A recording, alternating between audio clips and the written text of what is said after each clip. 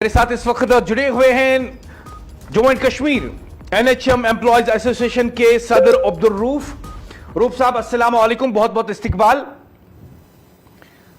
आपसे भी बात करूंगा और सज्जाद परे साहब से भी बात होगी जो कि मेरे साथ जुड़े हुए हैं और मेरी टीम जो है मुझे बता रही है आप मेरे साथ जुड़ चुके हैं। सबसे पहले आपसे जानना चाहूंगा, जम्मू कश्मीर के नेशनल हेल्थ मिशन के एम्प्लॉयज, मरकजी सरकार, जैसा कि मुझे बताया गया है, मरकजी सरकार कहती है कि हमने इनकी मुस्तकिली के लिए फंड्स वागुजार कर दिए हैं और जम्मू कश्मीर की सरकार इन्हें रेगुलर करें। और जम्मू कश्मीर की सरकार, हेल्थ मिनिस्टर सकीना यत्तू कहती है कि इनकी मुस्तकिली मरकजी सरकार को करना है। यहां पे भी कंफ्यूजन, हुकूमत की तरफ से यहां पे भी कंफ्यूजन। मैं आपसे जानना चाहूंगा कि जो आपको मुस्तकिल करना है वो इख्तियार किसको है, मरकजी सरकार को या यहां की रियासती सरकार को? देखिए मुदस्सिर साहब, आपका बहुत बहुत शुक्रिया कि आपके प्लेटफॉर्म के जरिए हमें अपनी बात रखने का मौका मिल रहा है। आपको इस बात से थोड़ी आगाही देना चाहूंगा कि मरकज ने 2005 में एनएचएम का तायुन किया था, एनएचएम के मिशन को लागू किया था। उसके बाद वक्तन फवक्तन एनएचएम में कई सारे तरामीम लाए गए जम्मू कश्मीर सरकार के द्वारा या मरकजी सरकार के द्वारा। इनके साथ साथ हमारे साथ कई सारे वादे भी किए गए। अगर हम जम्मू कश्मीर सरकार करें, मरकजी सरकार की बात करें, मरकजी सरकार ने 2012 से आज 2026 होने को आया है, 2012 से बराबर सिफारिशात भेजी है कि एनएचएम का रेगुलर करने का इख्तियार जम्मू कश्मीर सरकार के पास है, स्टेट सरकार के पास है, यूटी सरकार के पास है। हमें जितना पैसा देना हम दे सकते हैं, उसमें कोई परेशानी वाली बात नहीं। मैं आपको ये बात ऐसे नहीं कर रहा, मैं आपको ऑन द रिकॉर्ड बात कहूंगा कि 2017 में जब जम्मू कश्मीर एनएचएम एम्प्लॉयज का एक बहुत बड़ा आंदोलन हुआ था, तब भी एक कमेटी का गठन हुआ था 2017 में, जब पीडीपी और भाजपा की सरकार थी। उस वक्त एक कमेटी बनाई गई थी, हाईकोर्ट कमेटी बनाई गई थी, जिनको ये मैंडेट दिया गया था कि आप इनकी मामला को देख और एक रोड मैप तैयार कीजिए। उस वक्त के जो थे बीजेपी के बाली भगत जी, उन्होंने एक प्रपोजल भेजा था महकमा फाइनेंस को कि 1024 बंदों को फेज वाइज मैनर में रेगुलर कीजिए। उस वक्त एक कमेटी बनी, सिफारिश सरकार को, मगर उस पर भी कोई अमल दरामद नहीं हुआ। दूसरी बात, उसके बाद फिर आंदोलन हुआ जम्मू कश्मीर एनएचएम एम्प्लॉयज का 2018 में, फिर एक कमेटी का, मैं आपको उस कमेटी का ऑर्डर भी बता सकता हूँ। 29/1/2018 को एक कमेटी बनाई गई जिसमें जिस कमेटी को ये मैंडेट दिया गया था, इनकी डिमांड्स को आप जांचिए और सरकार को रिपोर्ट भेजिए, मगर उस कमेटी का कोई अता पता ही नहीं है। उसके बाद फिर भारतीय सरकार ने एक बार फिर जम्मू कश्मीर सरकार को लिखा कि आप इनको, जो हमारे यहाँ वैकेंट पोस्ट है, आपको पता ही है कि जम्मू कश्मीर में रिटायरमेंट रेशियो है बट रिक्रूटमेंट रेशियो 0 है। सरकार ने, मरकजी सरकार ने सिफारिशात भेजी थी कि आप इनको जो खाली पड़ी असामी उन पे ऑब्जर्व कीजिए, चाहे मैं डॉक्टर्स की बात करूं, चाहे पैरामेडिकल स्टाफ की बात, चाहे हमारे जो मैनेजर्स उनकी बात करूं।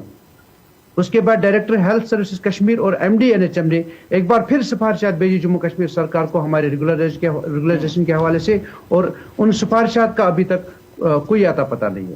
हमारे जो मैं इस महकमे में तकरीबन पिछले 18 साल से काम करता आ रहा हूं। मैं दिल्ली से नहीं आया हूं, मैं यूपी से तो नहीं आया हूं, मैं जम्मू कश्मीर का बाशिंदा हूं। जम्मू कश्मीर की सरकार को जम्मू कश्मीर के सरकार के ऊपर जिम्मेदारी आयद होती है कि जम्मू कश्मीर के जो इलीट क्लास है, चाहे हम एनएचएम में डॉक्टर्स की बात करें, पैरामेडिकल स्टाफ की बात करें, मैनेजर्स की बात करें, उनको रेगुलराइजेशन का हक मिलना चाहिए और ये जम्मू कश्मीर सरकार को ही करना है। साथ ही साथ आपको बताना चाहूंगा कि जो हाल ही सकीना यत्तू जी ने एक बयान जारी किया कि इनको भारतीय सरकार ने लगाया है, हम उनको बार बार लिख रहे हैं। अगर उन्हें लिखा है तो उस लिखावट की फाइल कहाँ है, उस लिखावट का ऑर्डर कहाँ है, उस रिकमेंडेशंस कहाँ है? वो लोगों को गुमराह करने के लिए ऐसे बयान दे रही है। शायद उनको इस चीज से ब्रीफ नहीं किया गया है कि जम्मू कश्मीर की NHM association, Jammu Kashmir NHM employees की एक फाइल पहले से ही महकमा सेहत में पड़ी है, उसको जांचने की जरूरत है, उसको काम करने की जरूरत है। इसमें जरा पैसा भी खर्च नहीं है। We are getting also budget from the centre. थोड़ा सा इसमें मेहनत की जरूरत है, क्योंकि जम्मू कश्मीर महकमा सेहत की बात करें, दूर अफ्तादा इलाकों की बात करें, टंगडार, करना, मच्छिल, डोडा, किश्तवाड़, पीर पंजाल, वहां पे अगर कहीं जिंदा है तो एनएचएम का डॉक्टर, एनएचएम का पैरामेडिकल, एनएचएम का स्टाफ जिंदा है। आपके माध्यम से एक बार फिर कहना चाहूंगा कि दिसंबर अक्टूबर 2025 में फिर से एक रिकमेंडेशन फाइल सरकार के पास गई है कि इनको आप जो हमारे खाली आसाम है उन पे एब्जॉर्व कीजिए। मगर आपके माध्यम से आज फिर पूछना चाहते हैं, जो हुकूमत वक्त है, नेशनल कॉन्फ्रेंस की हुकूमत जो है जिसकी सरबराही उमरुल्लाह साहब कर रहे हैं, उनसे पूछना चाहते हैं, अगर आप हर एक की बात करते हैं, क्या एनएचएम वाले इस रियासत के, इस यूटी के रहने वाले नहीं है? क्या हमारा हक नहीं है? क्या हमारे बच्चों का हक नहीं? हम भी इस अपनी सर्विसेज को बहाल माकूल हमारी सर्विस को लाजमी बनाया जाए, हमारी सर्विस को रेगुलर किया जाए। हमसे ये कहा जा रहा है कि आप सेंटर के एम्प्लॉयज हो, मगर सेंटर ने बार बार इस बात का इंदिया दिया है कि डिसीजन स्टेट स्पेसिफिक इशू हुकूमत जम्मू कश्मीर इनको एब्जॉर्व कर सकती है, हमें इसमें कोई परेशानी नहीं है।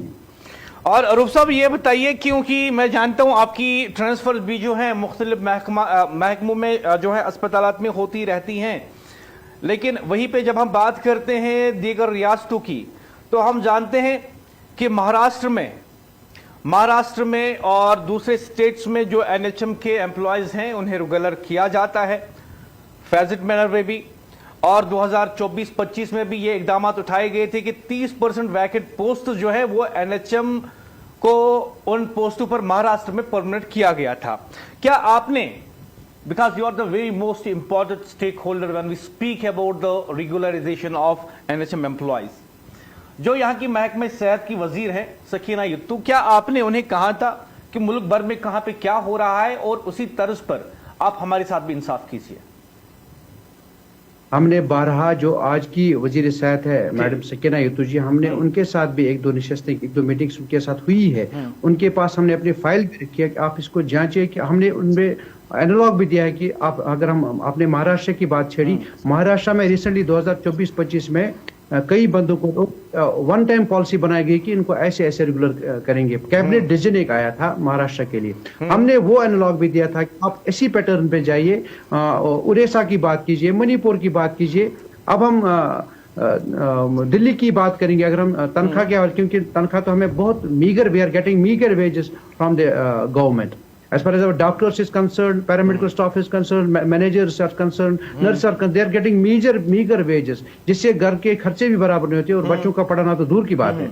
अगर हम दिल्ली की बात करें, Delhi are getting, their doctors are getting 1.5 lakh per month salary and paramedics are getting near about 60 to 65,000।